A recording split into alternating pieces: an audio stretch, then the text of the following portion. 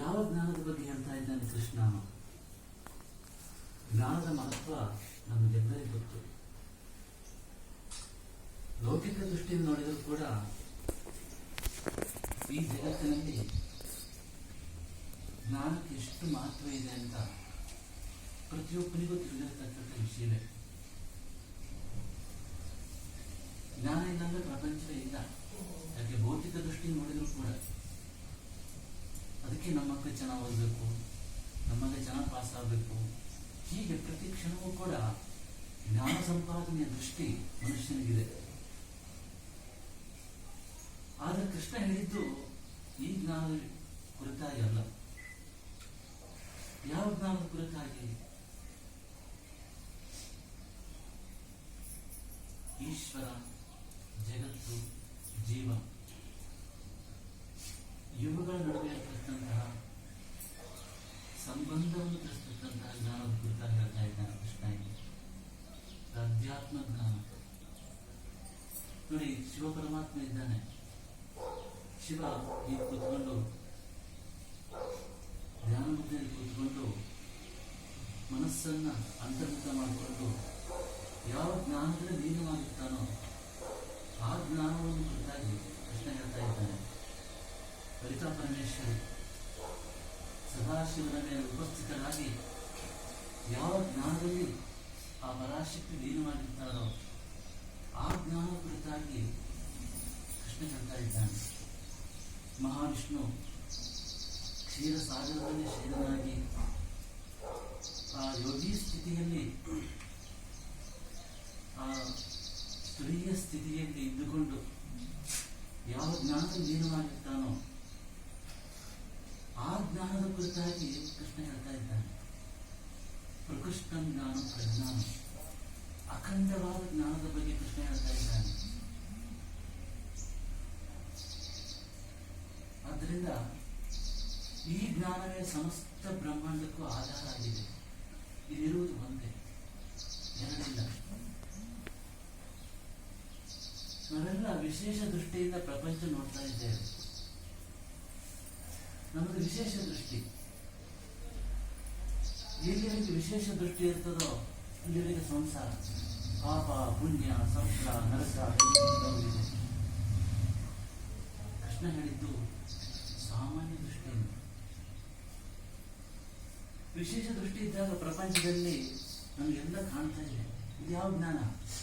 ತೆಂಗಿನಕಾಯಿ, ಇದು ವೃತ್ತಿ ಜ್ಞಾನ.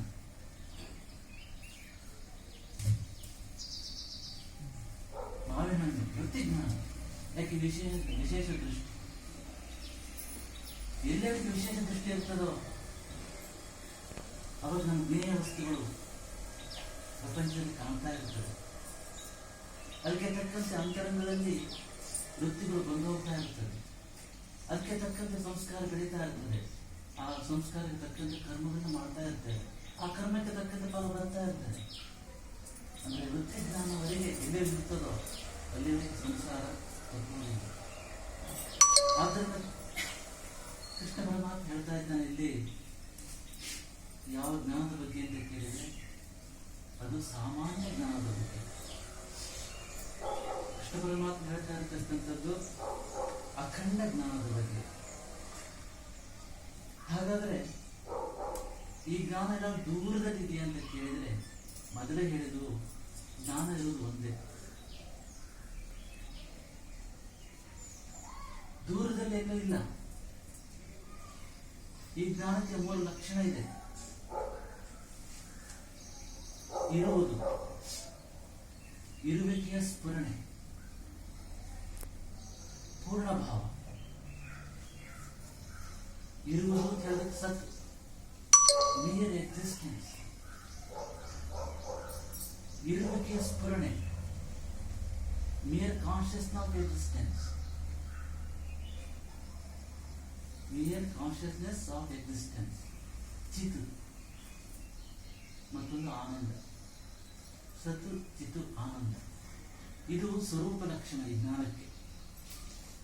ಇಂತಹ ಜ್ಞಾನ ಎಲ್ಲಿದೆ ಅಂತ ಕೇಳಿದ್ರೆ ಅದು ಮೂಲ ಸ್ವರೂಪದಲ್ಲಿ ಪರಬ್ರಹ್ಮನಾಗಿದೆ. ವ್ಯಕ್ತಿ ರೂಪದಲ್ಲಿ ನೋಡಿದಾಗ ಈಶ್ವರ, ಲಲಿತಾ ಪರಮೇಶ್ವರಿ, ಮಹಾವಿಷ್ಣು, ಹೀಗೆ ಸಕಲ ದೇವರ ರೂಪದಲ್ಲಿ ಕಾಣ್ತಾ ಇದೆ. ಬ್ರಹ್ಮಾಂಡ ರೂಪದಲ್ಲಿ ನೋಡಿದಾಗ ಇಡೀ ಸಮಸ್ತ ವಿರಾಟ್ ರೂಪದಲ್ಲಿ ನೋಡಿದಾಗ ಇಡೀ ಬ್ರಹ್ಮಾಂಡವಾಗಿ ಜಗತ್ತಾಗಿ ಕಾಣ್ತಾ ಇದೆ. ನಮಗೆ ನಮ್ಮ ಹತ್ರ ಬಂದಾಗ ಸ್ವಸ್ವರೂಪದಲ್ಲಿ ನೋಡಿದಾಗ ನಮ್ಮ ಪ್ರತ್ಯೇಕಾತ್ಮನಾಗಿದೆ. ಎಲ್ಲವೂ ಒಂದೇ, ಎರಡಿಲ್ಲ. ಇರುವುದು ಒಂದೇ ಜ್ಞಾನ. ಮೂಲದಲ್ಲಿ ಪರಬ್ರಹ್ಮನಾಗಿ ಕಾಣಿಸ್ತಾ ಇದೆ. ಅದು ನಿರ್ಗುಣ ನಿರಾಕಾರ ತತ್ವವಾಗಿದೆ. ಪ್ರಕಟವಾದಾಗ, ಈಶ್ವರ ರೂಪದಲ್ಲಿ ಪ್ರಕಟವಾದಾಗ ಅನೇಕ ದೇವರ ರೂಪದಲ್ಲಿ ಕಾಣಿಸ್ತಾ ಇದೆ. ವಿರಾಟ್ ರೂಪದಲ್ಲಿ ನೋಡಿದಾಗ ಜಗತ್ತಾಗಿ ಕಾಣಿಸ್ತಾ ಇದೆ. ನಮ್ಮ ಕಾಲ್ಬುಡಕ್ಕೆ ಬಂದಾಗ ನಮಗೆ ಪ್ರತ್ಯೇಕಾತ್ಮನಾಗಿದೆ. ಪ್ರತ್ಯೇಕಾತ್ಮ ಅಂದ್ರೆ ಏನು? ದೇಹದ 6 ವಿಕಾರಗಳನ್ನು, ದೇಹಕ್ಕೆ 6 ವಿಕಾರಗಳಿದೆ.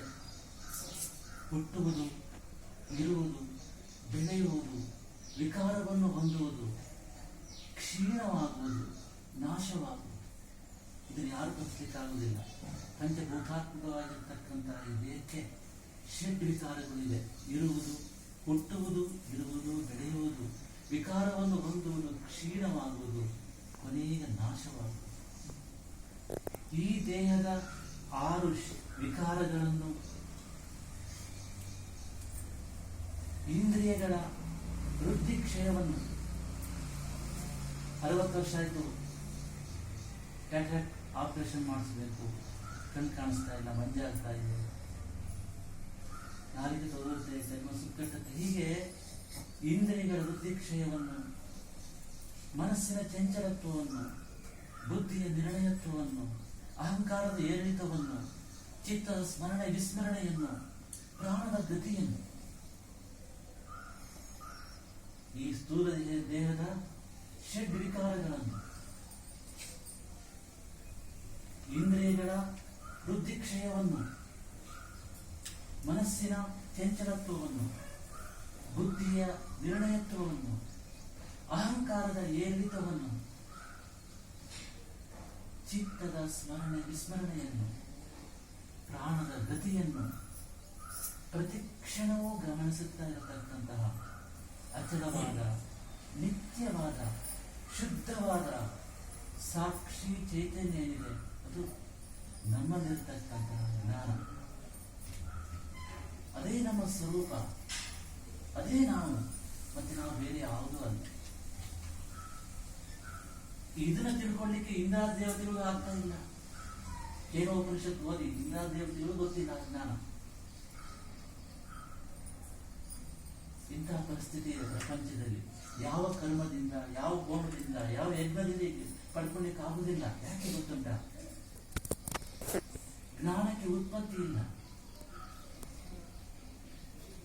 ಯಾವುದೇ ಒಂದು ವಸ್ತುವಿಗೆ ಉತ್ಪತ್ತಿ ಇದ್ರೆ ವಿನಾಶ ಇರ್ತದೆ.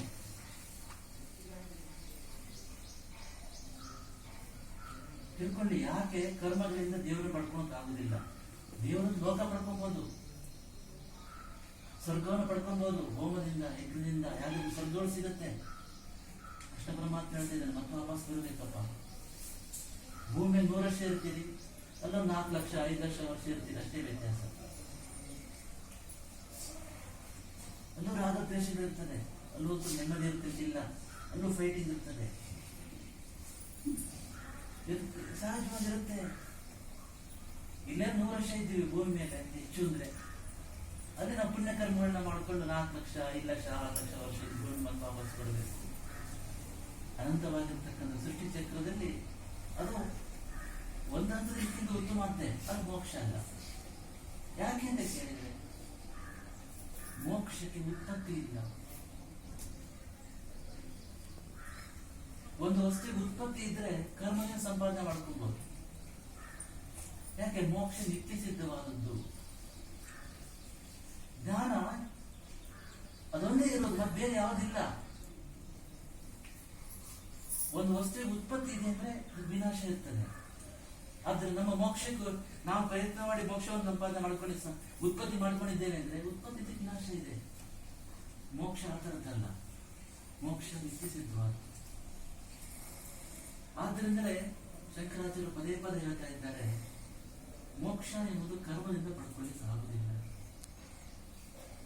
ಮೋಕ್ಷಕ್ಕೆ ಪ್ರಾಪ್ತಿ ಇದೆಯಾ ಅಂತ ಕೇಳ್ಬೋದು. ಪ್ರಾಪ್ತಿ ಅಂದ್ರೆ ಒಂದ್ ಕಡೆ ಹೋಗಿ ಪಡ್ಕೊಳ್ಳುವಂಥದ್ದು. ಈ ವೈಕುಂಠ, ಕೈಲಾಸ, ಮಣಿದ್ವೀಪ. ಶಂಕರ್ ಹೇಳ್ತಾರೆ ಮೋಕ್ಷಕ್ಕೆ ಪ್ರಾಪ್ತಿಯೂ ಕೂಡ ಇಲ್ಲ. ಯಾಕೆ? ಒಂದು ಹೋದ್ರೆ ಮಾತ್ರ ಮೋಕ್ಷ ಅಂತಂದ್ರೆ ಆ ಮೋಕ್ಷ ಸರ್ವಗತವಾಗಿರುವುದಿಲ್ಲ. ಮೋಕ್ಷ ಸರ್ವತ್ರ ಸಿದ್ಧವಾದ್ದು, ಎಲ್ಲ ಕಡೆ ಇರುವಂತದ್ದು ಮೋಕ್ಷ. ಅಲ್ಲಿ ಹೋದ್ರೆ ಮಾತ್ರ ಮೋಕ್ಷ ಅಂದ್ರೆ ಬೇರೆ ಕಡೆ ಮೋಕ್ಷ ಇಲ್ವಾ ಅಂತ ಪ್ರಶ್ನೆ ಬರ್ತದೆ. ಆದ್ದರಿಂದ ಅಲ್ಲಿ ಹೋಗೋದು ತುಂಬಾ ಉತ್ತಮದ್ದು, ಆದ್ರೆ ಅಂತಿಮ ಸತ್ಯ ಅಲ್ಲ. ಮೋಕ್ಷಕ್ಕೆ ಉತ್ಪತ್ತಿಯಾಗಲಿ, ಮೋಕ್ಷಕ್ಕೆ ಪ್ರಾಪ್ತಿಯಾಗಲಿ ಇಲ್ಲ. ಮೋಕ್ಷ ಎನ್ನುವುದು ಜ್ಞಾನ ಸ್ವರೂಪ.